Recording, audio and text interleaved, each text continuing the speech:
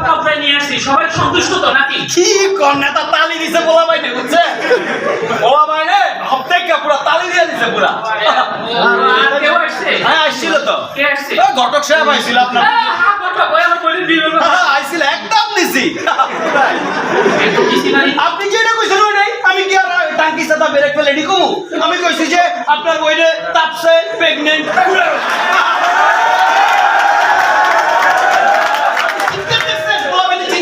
কি মাইটা দিলাম হায় হায় পুরাই তো মাইক দছ না তুই কিছু মার দিছ এই রকম সামসালয় যদি কেউ জীবনে চলে তার অবস্থা কি হবে